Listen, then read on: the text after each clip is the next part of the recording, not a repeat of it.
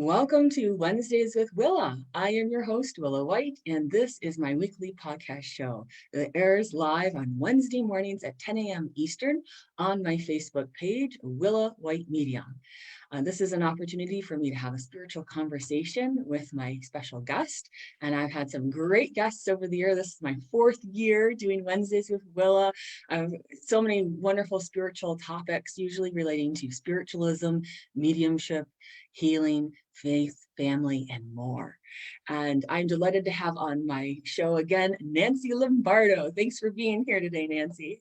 Hi, Willa. How are you? Good, good. For those of you who don't know who Nancy Lombardo is, she is my favorite neighbor. she lives right next to me, and she is a lovely lady. She's done some beautiful things in her life. She's a retired police detective, helping so many people in that area, in that arena. Give her credit. We've done some shows about those kinds of topics. If you want to look back in the archive videos of Wednesdays with Willa, go to my Facebook page and you can watch to your heart's content. You can look for Nancy on there. She's been on a few times and she always has such wonderful things to share. She's also the Church of the Living Spirit president, and she's doing a wonderful job in that role. And she is a yoga instructor, and she is one of the fittest people I have ever known. She does marathons, and you can see her lovely Nancy running through Lilydale and around the lake frequently. And so I'm delighted to have her back on the show. We're going to be talking about a very special topic. I'll announce that in just a bit. I want to explain this is also going out on Lilydale Blog Talk Radio. So that's a listen only feature. So if it's something that's better for you to tune in for podcast reasons, you can go to blogtalkradio.com/Lilydale Radio. There are other Lilydale radio shows that you can tune into throughout the week. So I encourage you to check those out. Dates and times vary for those shows. Now, back to our topic, we're going to be talking about connecting mind, body, and spirit through wellness. And that is something that is near and dear to Nancy's heart. And I can't wait to hear what she has to share with us today. Thanks, Willa. It was so funny. You were just talking. I could probably look out my window and wave to you. Yet here we are on Zoom. Here we are on Zoom. Oh, it's already been a year of all this. Yeah. Yes, right. But that's okay. We get to see each other quite often, so yes, that works out well. Yes, yoga is near and dear to my heart. Believe it or not, I started off with Pilates way back when, probably about 12 years ago. I did Pilates, and someone's just like, "Why don't you try yoga?" And I was just like, "Yoga?" And you see all those people in those bendy positions. And I'm like, there's no way, I can't do yoga. And I had, in my police work, the stress level was extremely high all the time. And I remember one time, my caseload on my desk was just incredible. And I remember one time sitting at my desk and thinking, I can't even breathe. I mean, I literally couldn't breathe. I just felt so much stress. And for some reason, I thought, I'm going to try that yoga class. And I tried that yoga class, and I'd never even meditated. I hadn't done any of that. I hadn't tried to put breath and movement together. And I tried that yoga class, and at the very end, when you do Savasana and we lay there and just take some time for you, it made a world of difference. And I was hooked. I started doing yoga. But the crazy thing is, when I moved back here to New York, I could not find a yoga instructor that I loved as much as the one I had in Oklahoma. I just, you really connect to an instructor, the way they teach, their style of teaching, and I really connected to my yoga instructor, and I could not find one in the area. So I thought, you know what? I'm going to go certify and become my own instructor that I want to be. So that's what I did. I went and became a certified yoga instructor and started teaching the yoga style that I couldn't find in this area. Beautiful. I mean, that's where it starts for many people. They're like, nobody's doing it this way. I've got to bring it to the world. And that's such a special thing. And I know you've been teaching yoga here in Lilydale I for have, the yes. last few years, and even yoga down by the beach. Right? Yeah. I was like, I have. What people don't know is that yoga goes back over 500 years or 5,000. Woo, 5,000, I was gonna 5,000 say, years. I was I like, know you know a thing or two about yoga, but what people don't realize maybe is that yoga back in the day were farmers, a lot of farmers that lived solitary lives, and they used yoga to sharpen their minds to endure their physical hardships. And yoga, way back when, never included movement. It was strictly meditative state and meditative mindset. It didn't include movement. Movement was not even incorporated until 1200 to 1500 AD. wow. Yeah, and at that time, there was only 15 original poses. And I know that you do yoga now, and there's like hundreds of poses, literally, that they've come up with in hundreds of different styles. You know, they even have yoga with goats, paddleboard yoga. Yoga So, with kids, yoga, yoga with babies. They have yoga. they have yoga, right? They have yoga. Um, They have hot yoga too, which have not yet experienced, but it's did hot yoga in intense. Pittsburgh, and it's not my thing because I mean it's literally like 100 degrees, and I'm a cooler weather workout person, so that was just like it was a little too much for me. But they definitely have that. But yoga wasn't introduced to the United States until 1893, believe it or not, at the World's Fair in Chicago. How cool is that? Very cool. By I'm gonna kill this name, but it's Swami Vivekananda. Okay, I did that pretty good. He introduced it to the United States. So one thing I like to talk about yoga means union of the mind, body, and spirit. It's also considered a moving meditation. It's about life, and it's really become just whatever people want to make it as part of their daily life. It's a lifestyle and a way of living. And a lot of times you can almost connect to a yogi person. You can almost know someone that's doing yoga just because of the way that they're living and the calmness that comes about them because they put it into their daily lives. Do you ever can feel that? Oh, absolutely. There's a mindfulness as you move into posture and prayer and breathing. And absolutely, there's a special quality to it that is going on. And it is a different vibrational frequency from, let's say, Tai Chi or Qigong. Those absolutely have their own value. And it's one of those things. It's beautiful. Any kind of movement that you can do that embodies prayer.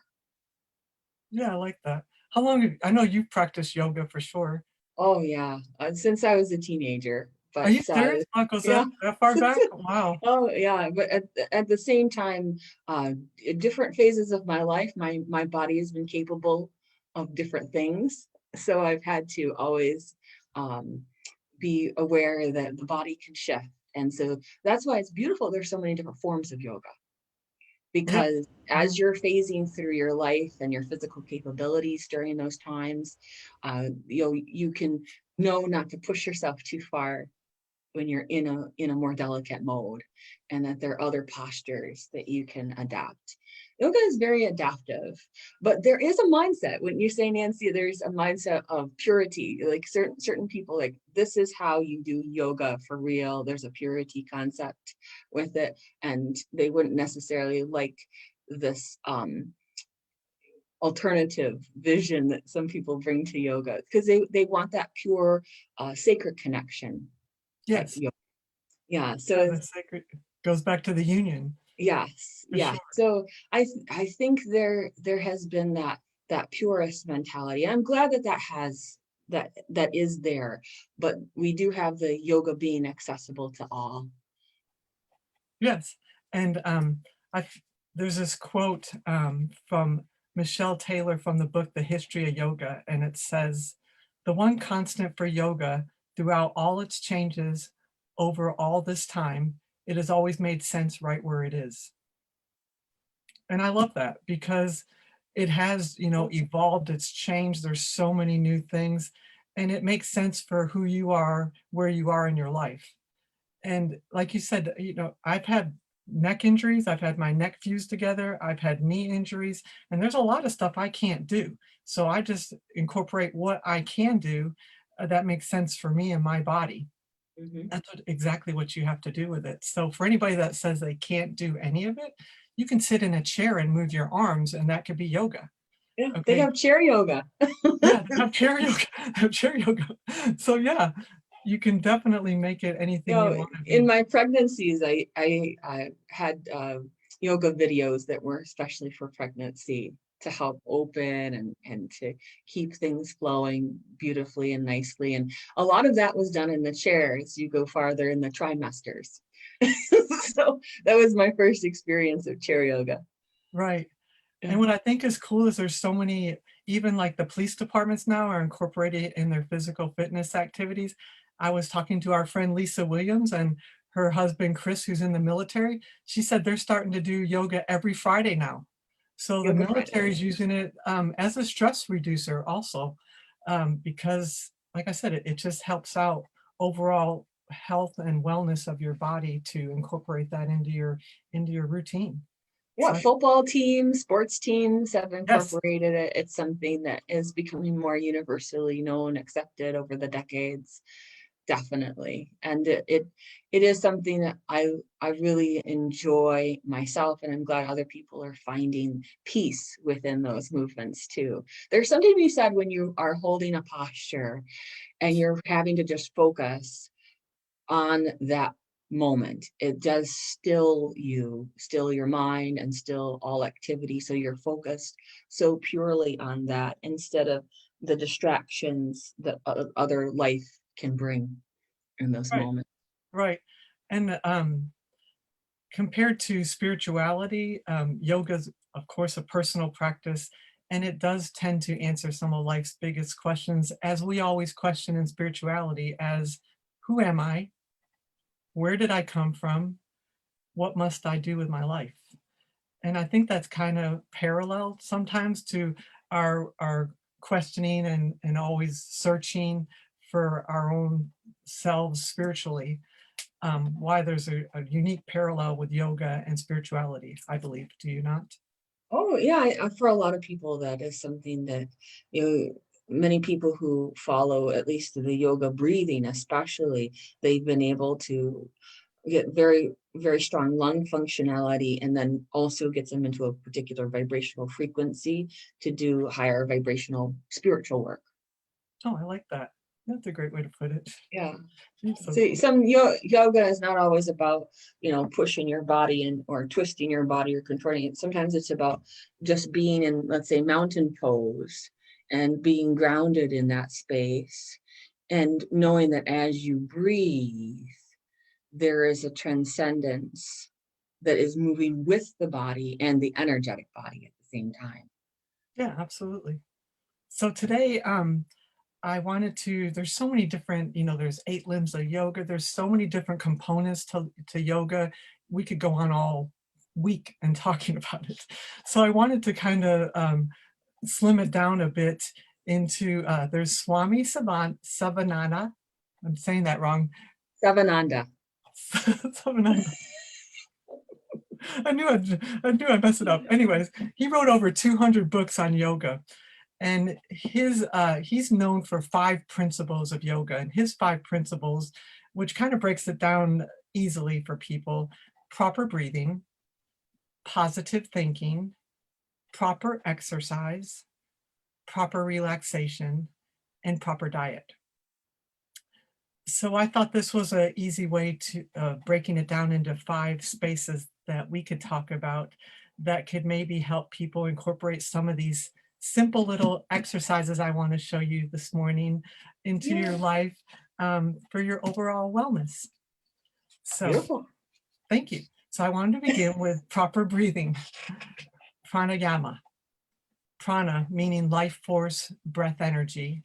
Yama meaning control and resistance. And I think we had a show one time, we have talked about breath. We did a whole show Did. just on breath, did we not? We sure did. Yeah. And so we know it reduces stress, increases energy, reduces anxiety and depression, stabilizes lowers your blood pressure and relaxes your muscle. Just simple breathing. Um, sometimes it's hard for people to just even take breaths. And I remember when I was in my police work, feeling overwhelmed after I started taking yoga. And even if I was driving around in my unit and sitting at a light, I thought, okay, Nancy, just take some breaths. Take 3 deep breaths. And just taking those 3 deep breaths, even in that quick amount of time, all of a sudden you felt a calming, just doing that breath. So anytime you feel overwhelmed or you feel like you just need a little bit of a break, just even taking a few seconds just to take a deep breath will do wonders for you. So the one I wanted to show this morning is called box breath. Have you heard that one? Let's do it. Yay, okay. This is good for rebalancing and resetting, and it only takes a few moments, and they call it a box because it's even breaths, just like a box, okay? So we're gonna go in for 4, hold at the top for 4, release for 4, hold at the bottom for 4. So it makes the complete box. And we're gonna do a cycle of 3 of these, and I'm gonna walk you through it. So if you're listening or if you're watching, just get yourself comfortable. We're going to start off by just taking a few deep breaths. And you can breathe in through your nose, out through your nose if that's comfortable, in through your nose, out through your mouth. It's whatever makes you comfortable. And I'm going to count this for you as we begin. We're going to inhale 2, 3, 4, hold 2, 3, 4, exhale 2, 3, 4, hold 2, 3, 4, inhale 2, 3, 4, hold 2, 3, 4, exhale 2, 3, 4, hold 2, 3, 4, inhale 2, 3, 4, hold 2, 3, 4, exhale 2, 3, 4, hold 2, 3, 4. Just take a moment to take in another breath and just connect with yourself and see how that made you feel.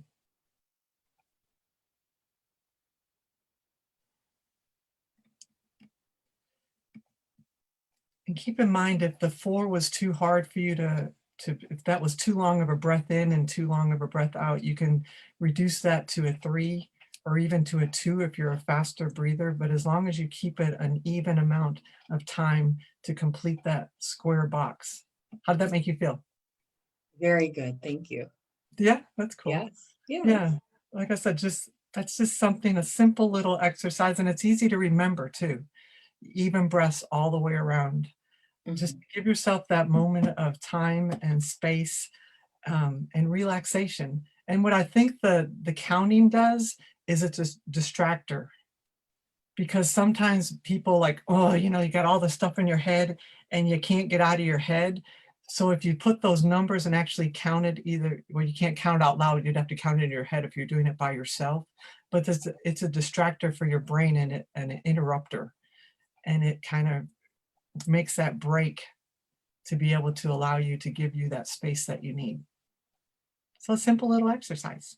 Beautiful. Beautifully done. To have that distractor is such an important thing, because that left brain likes to engage, it likes to catalog and give all kinds of opinion. Yeah, Things. isn't that the truth? I mean, Yes. same And thing. so, this is a union, as you said, of the mind, the body, and the spirit. And breath is such a wonderful way to unite those things. So Yeah, thank absolutely. Absolutely.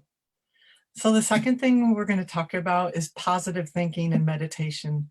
And I mean, over this past year, it's been really difficult to keep things positive. It's been really difficult. And when people have been, in their houses by themselves and alone, that depression can sneak in so quickly, so quickly. So we've talked about meditation before, and even people like, I don't know how to meditate. I don't meditate. I think they're afraid of the word because Well, it can be daunting if you're not used to it. And especially when your vision of meditation is maybe a monk who goes and meditates for long hours in the cave, and you're thinking, how boring is that? Can I right, do it? Yeah, yeah. right. Well, once again, meditation is a stress reliever. It improves concentration, decreases the rate of the aging of the brain, believe it or not, improves our cardiovascular and immune system, and reduces anxiety and depression. So there's different kinds of meditation. There's like a concentrated meditation, which focuses on words, groups of words, objects, like a mantra, saying the same word over and over again. An affirmation, starting your day with a positive affirmation. The one I came up with today, our example of our positive affirmation that I'd like you to think about today and use it, everybody that's listening. Here it is. I am confident in my ability to make my dreams come true.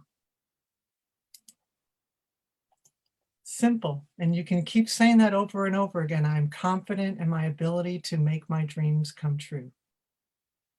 So something as simple as a simple phrase, a simple sentence can make a difference if you repeat it throughout the day. And that could be considered a meditation and something that people wouldn't consider a meditation. There's also mindful meditations, paying attention on purpose and without judgment, which is any kind of guided meditation, saying the rosary, prayer meditations with beads. That's a type of meditation. When you meditate, you set yourself up for success. I think so. I've told people many times that when I'm out running, when you see me in the dale and I'm meditating, it's my way of meditating. I see you out walking. I'm sure that's probably one of your ways that you meditate. So there's different ways to meditate without actually sitting there and just meditating. Yes, I call them working or walking or movement meditation. Yes, absolutely. They absolutely count toward that. And especially runners, I am not a runner myself, but they report, they get into that Zen-like mode. It's just the rhythm of their body being occupied, and all of a sudden inspiration will flow through in those moments. Right. Yeah, totally. I do a lot of writing when I'm running, which is part of meditation. And I have all these great thoughts when I'm out there, and then I get home and I forget them all. But I need to start. I need to start recording them for sure. Well, I think angels run with you, and the angels are working with you in those moments, and you're letting them, and you're feeling the inspiration of connection with God's majesty through nature. And that happens in such beautiful ways. I love angels, and I put on my Facebook yesterday that I believed in angels. I was finishing my run yesterday, and I saw the swan flying down at the water, and it caught my eye. So I'm running down trying to catch the picture of the swan, and I get there, and the swan was in the water, and I don't know if it's a male or female. Do you? I just I don't know. believe that's the male. That's the male.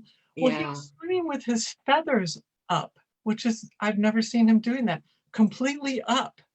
Yeah. So when it was beautiful, I mean, it was just beautiful seeing him swim with his feathers up. However, when he turned around and went the other way, it looked like angel feathers. And I took a picture of it, and it looked just like a beautiful angel in the water, and it was just incredible. So it's funny you said that about the angels.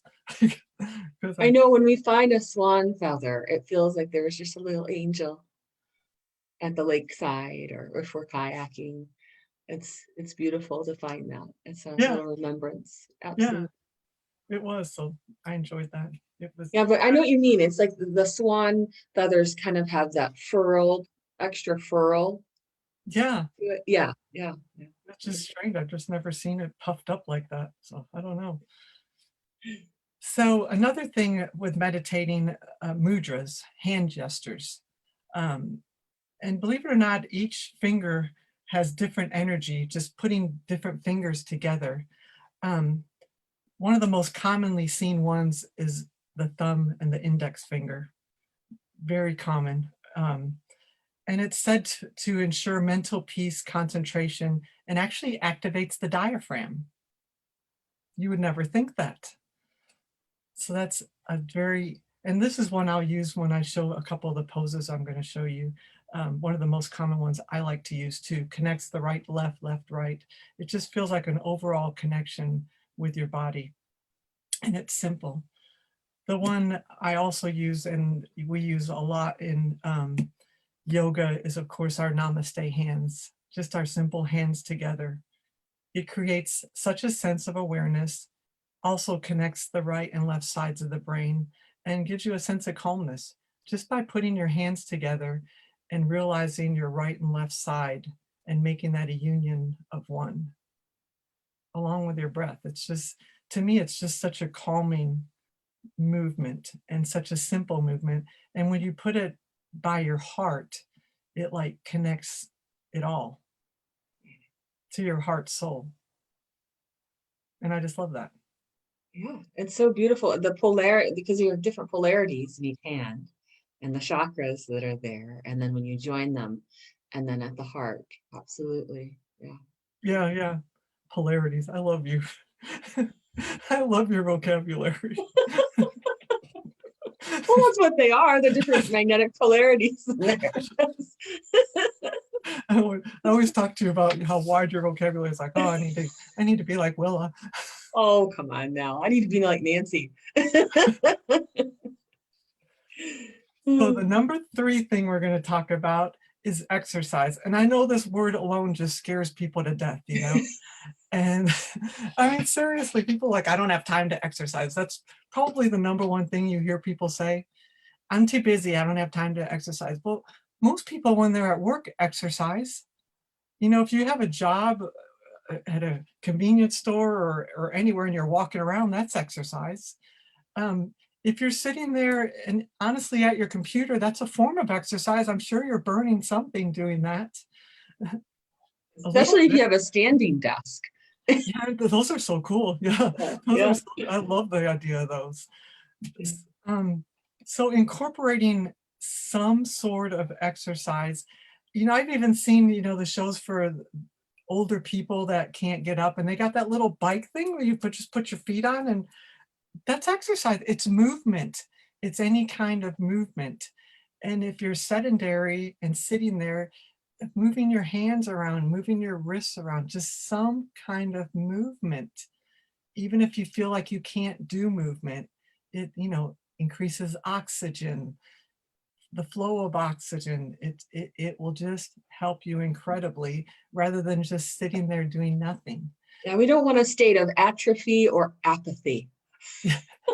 Atrophy being the muscles start to just and apathy being the almost Yeah, like a well, who cares, right. Yeah, that can come over a person in those moments. And I think that's where music can come into play, and very music motivating. can bring in that energy that can move a person out of that mindset, even if they just are sitting there Yeah, doing a little totally. chair dance.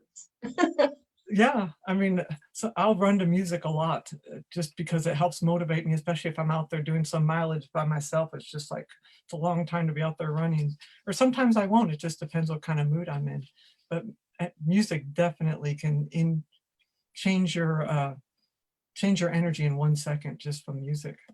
So I'm going to show a couple little poses that are just absolutely nothing poses, but they can give you some good things. So I'm going to stand back here. And you already mentioned this one, the mountain pose. Yes. It's simple. It's just a standing pose.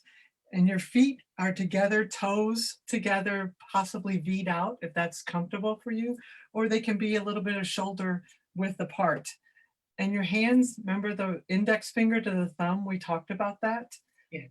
And just simply standing up straight with that connection of your hands and standing there. And you can close your eyes, not close your eyes. Like you said, give you that sense of balance, of each feet feeling balanced, feeling grounded into the earth. And just stand there for a few moments. Like you said, holding any pose is really important. Mountain pose creates a long supportive spine, encourages good posture, which a lot of us tend to have bad posture, especially if you're sitting in front of that computer a lot. Calms your mind and balances the nervous system. Just that simple standing mountain pose. It's amazing. Now this one, depending on how you feel, I don't want to, it's a standing forward fold bend, but believe it or not, a bend in your body stretches the hamstrings and calves, stimulates digestive organs, reduces fatigue and anxiety, brings a spinal release instantly, opens the back of your body, oxygenates your central nervous system. This simple little movement. And it's just simply, I'm going to show you this way. You're just simply, I'm going to go up, bending over. You can bend your knees, you can pull your chest to your thighs, and just simply reach towards the ground. Now, for some people that might get dizzy, take your time with this because you are inverted. And it's just a nice release. And gently bring yourself up and roll those shoulders back when you come up. It's another simple little pose. The other one I want to show you is a standing back bend. And this back bend strengthens our back, but it boosts our mood. If you're like, ugh, just feeling ugh, and you want a simple little boost to your mood, it's just simply opening your arms and releasing up. If you have neck problems, you don't even have to look up. Just releasing, opening. It's a chest opener. And it just will instantly boost your mood. Go figure. You probably wouldn't think that, would you? I don't know. The last one I want to show you, and it's one of my, there's a series of warrior poses, but this happens to be my favorite one. It's Warrior 2. It's a hip opener exchange. It stretches our legs instantly. It sculpts our glutes and thighs. It stimulates our abdominal organs, and it releases our back and our back aches. And I know a lot of people, when you're sitting around a lot, you know, your back's just, or watching TV, you're just like, ugh. So Warrior 2 poses. I'm going to show it sideways again. You're going to bend that front knee. You're going to anchor that back leg. So you're kind of, I don't know if you can see me or not. Yeah. And then your arms are just going to be straight, like a straight line. And you're going to look out over this front middle finger. Or you can look whatever way your neck feels better. And you hold it. You just hold that. Release, relax those shoulders back. That's it. Make sure that front knee is bent. Make sure you can see your toes. You don't want to go over your toes. You want to be able to look down and see your toes. Warrior 2. Like I said, there's a series of warrior moves, but for some reason, I really like this one a lot. It makes you feel strong. And I said, it kind of releases that back, and it's just good for you. So beautifully done. Thank you for sharing those. I think it's good for people to have a few postures to throw into their toolbox to relieve the stress, as you said. It's so very important to know how to get back to center and to be gentle with our body. And I do think that back, the one where you have the front bend forward, some people, they may want to just put their hands on a chair if that's as far as they can get. There's always modifications. Work your modifications as you need it, people. No worries. And it goes back to what we said, it's whatever works for you. But those are, like I said, even this is the standing pose, that's yoga. So don't let the word yoga intimidate you into thinking you can't do it, because Yeah. you can. You can People are not incorporate. expecting you don't need to be some sort of gymnast that or acrobat person to be able to do this. Just those simple techniques can do a lot. And the chest opener is such an important thing. You know, it really does enter from the heart energy. The heart chakra opens up as you do this, You can almost and feel you're that allowed the flow of the energy in there. yeah, Yeah. yeah, I mean, you can feel that almost instantly when you do that, and it's just such a simple move. And you're right, I mean, yoga has come such a long way.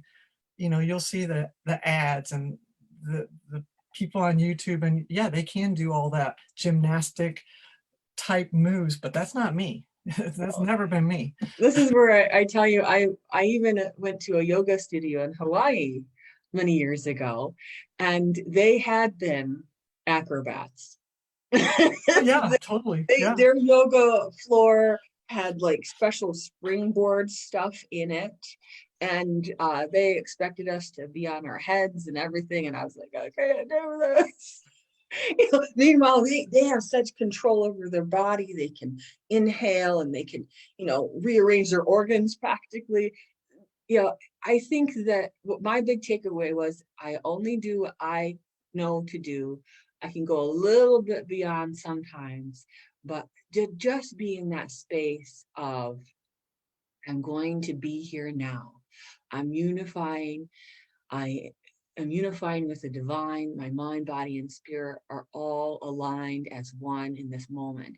And so that's a moment that you then can carry forward in more distracting times, Yes, or in more upsetting times, or maybe just that I need to have a realignment with that meditation I had earlier today so that I can get through this moment now. And I think that's the gift. That's the true gift of having a yoga practice and a meditation practice, is that your energy almost, it's like you can send it forward in your day if you wish, or go backward and get it if you need it. yeah, I like that. You're exactly right. You're Yeah. exactly right. Totally. So the fourth thing I want to talk about is proper relaxation, um, savasana, a rest, a sleep. In yoga, whenever we do our practice, we always end with savasana. And savasana can be a minute, could be 5 minutes, it could be as long as you want. It's a resting position, which is also a yoga position, even though people like, how could that be yoga? You're just laying there, resting. Um, your hands can either be down if you need to be grounded, or up if you feel like you're releasing yourself to the universe. Um, and rest can also just mean how long you're sleeping a night, which is so important. You know, some people need 4 hours, some people need 9 hours. There's such a vast difference in what people need for themselves. And it once again goes back into talking about what you personally and individually need for yourself to feel rejuvenated, to feel like you can get out of bed without hitting that alarm 4 or 5 times because you're too tired to get up. If you're doing that, obviously you're not getting enough rest. And just to be incorporating some kind of rest throughout your day. Sometimes people rest by cooking. That's a form of rest to them. There's different types of rest without actually physically sleeping. It's a matter of resting your mind, um, more about resting your mind, resting your body. But it's very important to rest and incorporate that as part of your life, because especially people that are in these high stress jobs that have no time to rest and think that they can get by on 2 and 3 hours of sleep. Eventually that'll catch up with you. Will it not? Absolutely. Well, you've been in situations where you've had to do without sleep because that's Oh, been yeah, the necessity of the job. yeah. You know, it's I been, think the you longest I was up straight working was like 36 hours. So yeah, I mean, I've done that. I've been there. I worked midnight shift for 15 straight years, where at the end of that 15 years, I wasn't even sleeping hardly at all. I mean, it just took a toll on me. It took a huge toll on me. not sleeping and not being able to rest. So I totally understand that and relate to people that are in those high stress jobs that can't sleep.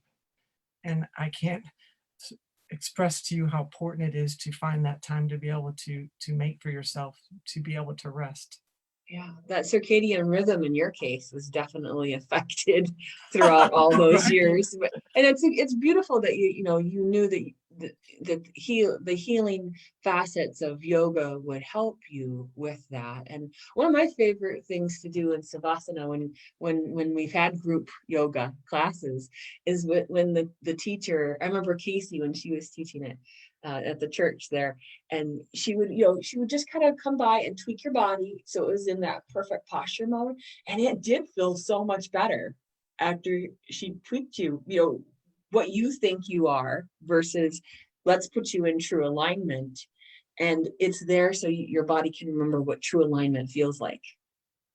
Right. Yeah. Certainly Yeah. the value of attending a group yoga session, so you have an instructor that can help tweak a bit the posturing so you can get the most out of it.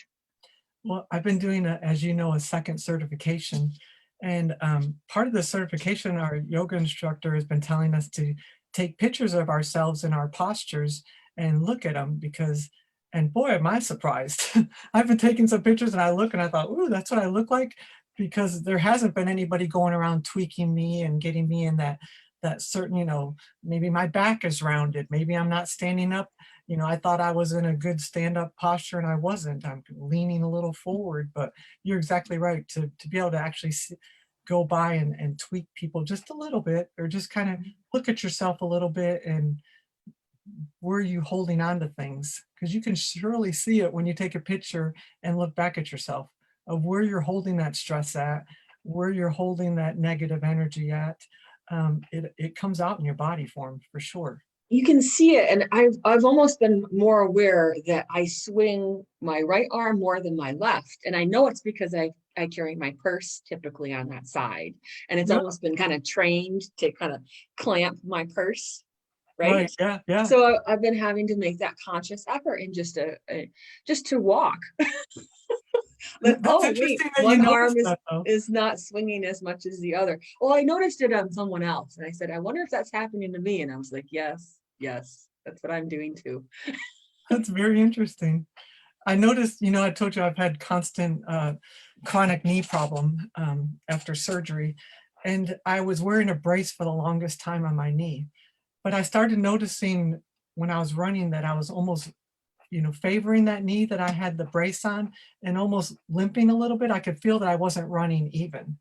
And I'd gone to the chiropractor a few months ago and he told me, he goes, that's more, that hinders things more than it helps things. Why don't you try running without it to strengthen that knee and help you balance yourself more? And I'll be darned. I mean, it's hard and I'm a little worried because I have such knee problems, but I've noticed the strength and I've noticed myself running in more alignment and straighter and not out of balance. So It's another gift of yoga and other body movement exercises that you start to become more aware of how your body mechanics are working and how things can be thrown off. And if they're thrown off, the other ways that it's almost like a domino effect that could throw off other arenas of your life.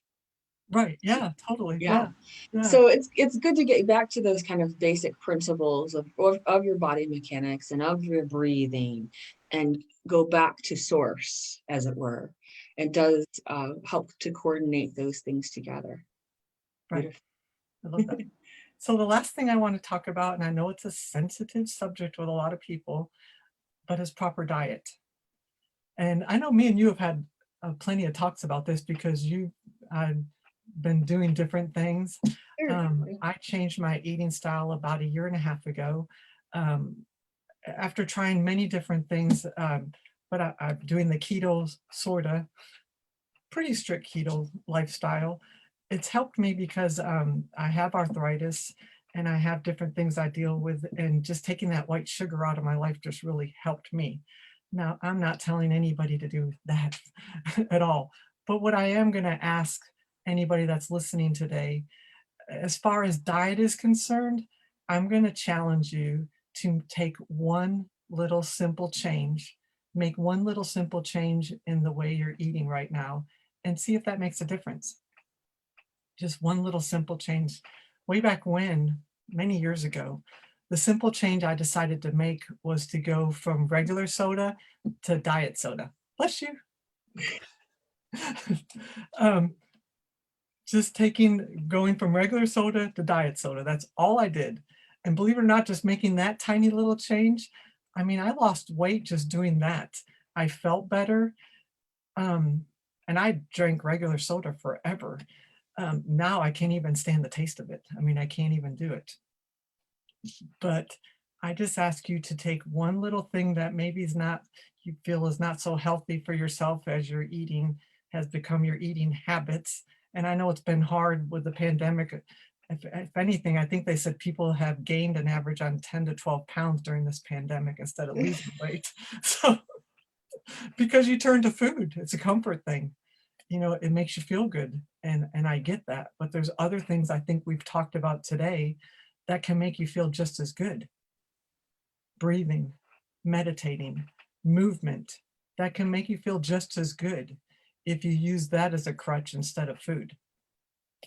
So, yeah, are you still doing your Yeah, cleansing? we've been doing more keto actually the last couple of weeks. We've Ah, So it's been kind of interesting to see what happens with certain members of the family and their adjustments. For some, it's been easier than others. Let's just put it that way. And I remember what it was like when I first cut sugar out, and how you kind of go, oh gosh, I don't know if I could do this. Oh, and then when you do, you go, well, that was your taste buds change, and yes. the way sugar registers in your body, you're like, whoa, that's sugar. And so you don't want to get back into the craving of that again. So it's a very valid point. And you know yoga does have that diet aspect as well, the what are you eating, and Yes. you can What see what are you how, putting into your body to sustain it? yeah, And in it the just need temple. yes, yes. Yeah, because your body needs to be a temple for sure. And it needs to be that special thing. I mean, it's what we are made of. It's how are you going to take care of that? How do you choose to take care of that?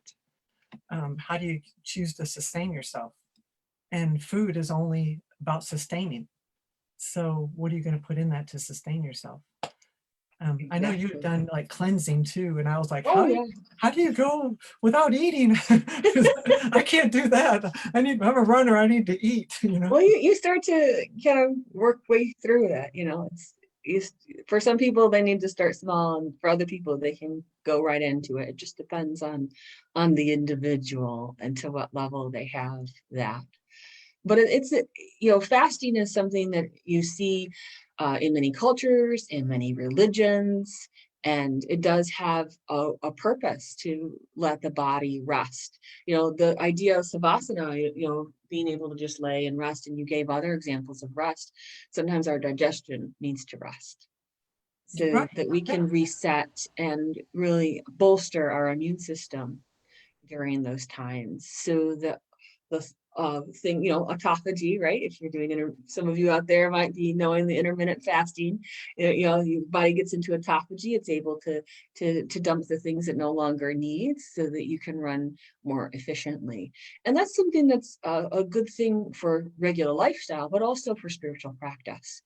Because if you're working with a lot of energy in any given day, if you're working with clients or wanting to build your own mediumship or intuitive or healing practices, that's something that's important to know how to move energy through the digestive system, and how that can affect other energetic, not just the circulatory, but in the lymph, but also your energetic bodies, what you put into your physical.